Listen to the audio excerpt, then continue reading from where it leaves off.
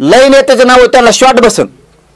आपण आपले कुणी फोटो नेलेले असले, कोणाच्या काय ते GPS काय मोबाईल गाडीच्या खाली ठेवणं, काय काय प्रकार आहेत, कोणाकोणाच्या तिथं कोणाला पगार वाढून दिले आहेत, ही खूप बारीक गोष्टीत घुसावं लागणार आहे गृहमंत्र्यांना. आता साधं वागून चालणार नाहीत. कारण वंजारी समाजाचे 75% जास्त अधिकारी हे प्युअर गोपीनाथरावजी मुंडे साहेबांच्या पायावर पाय ठेवून स्वच्छ चालतात.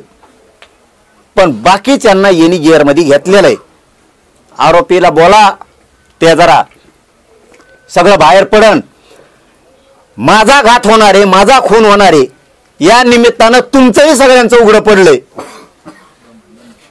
तुमच्यावर काय काय षडयंत्र होणार आहे ते सगळं उघडं पडलंय. हे खरंच तुम्हाला लय प्रामाणिकपणानं सांगतो. माझा घात करणार होते का, खून करणार होते का, गोळ्या औषधं चारणार होते का, रेकॉर्डिंग व्हायरल करणार होते का, व्हिडिओ व्हायरल करणार होते का, खोटे करणार होते, मी शरण यायना म्हणून मला बदनाम करण्यासाठी काय करत होते, ते काय होईल ते मी समर्थ त्याला समोर जायला.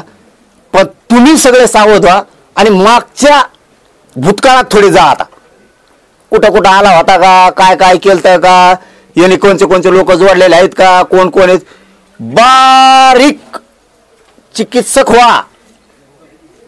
सगळ्या नेत्यांना सांगतोय, माझ्यामुळे तुम्ही सावध व्हा. आणि हा जाऊन दे तिकडे, मी तरच म्हणत होतो, कुणी काही सांगितलं काय जाऊन तिकडे. पण जेव्हा मला खात्री पटली तेव्हा म्हणलं आता याच्या मुळात जावं लागेल. एकाही नेत्यानं सहज घेऊ नका, मग तो मराठ्याचा असन नाही तो ओबीसीचा असन. आणि मुख्यमंत्री साहेब तुम्हाला शेवटचं सांगतो, आजला राज्याचा नाश करणारा नासका याचा शेवट करा.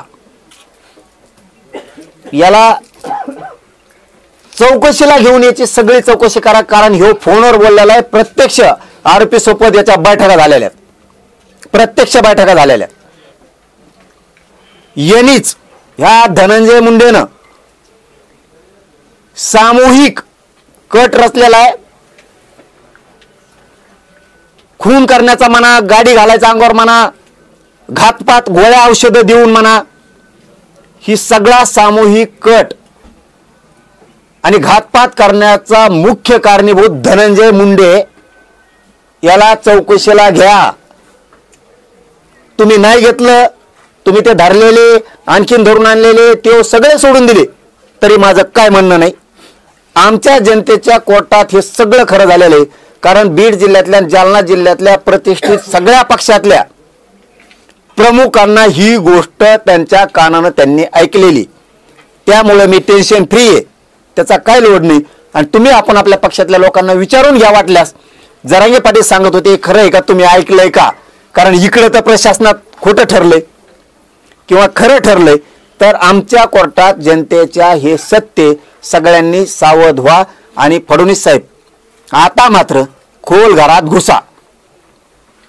पाटील पहिल्यांदा हा संपूर्ण प्रकार तुम्हाला केव्हा लक्षात आला, कुठं बीडला बैठक झाली, त्यानंतर परळीला त्यांची कुठं त्या ठिकाणी त्यांची भेट झाली धनंजय मुंडेची? तुम्ही धनंजय मुंडेवर गंभीर आरोप केलेले. आरोप थोडा आहे ती, काय आरोप आहे त्यांचं, हे आरोप नाहीये. मी खरं आहे खोटं आहे काय आहे, माझं काम काय केलं ते सांगतो तुम्हाला. मला अमुक गोष्ट कळाली, अमक्याला मारणार आहेत, मी ती प्रशासनाला सांगितली, पोलिसांना असं असं आहे बघा काय आहे. मी आरोप केले का नाही, जे आरोप आहेत ते सांगतील ना.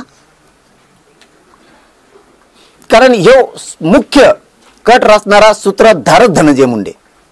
अहो त्याच्यात त्यांनी आणखीन सांगितलंय, 4-5 जणांचे बीडचे नाव घेतले, त्यात गंगाधर नाना काळकुटेचं पण नाव घेतलंय. हा ते म्हणले त्याला तर डुकरासारखंच उचलून नेतो, डुकरासारखं नसतं ते फाळकाटात गुंतून, तसंच नेतो म्हणे त्याला. तर आरोपीला बोला ना, त्याच्या जीवाला धोका आहे, सरकारने त्यांना सुद्धा संरक्षण देणं गरजेचं आहे. इथं हे लय मोठं टोळक आहे, हे सगळं मध्ये घेणं खूप गरजेचं आहे. आणि आमचे SP साहेब आम्हाला वाटतं असं ओरिजिनल आहे, काटाच करणार सगळ्याचा असं वाटतं, त्याच्यात काही दुमत नाही.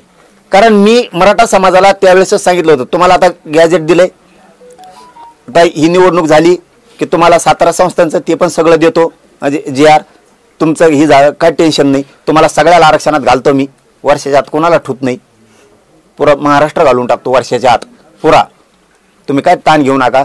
पण मला 1 वर्ष जरा थोडं आता काम करून द्या, हे मी समाजाला सांगितलं होतं की मला 2 वर्ष मला आणि माझ्या समाजाला लई हिनवलंय, मला जरा हिशोब तर करून द्या थोडा थोडा, कारण हे लय मोठे टोळ्या आहेत माझ्या जवळचे पण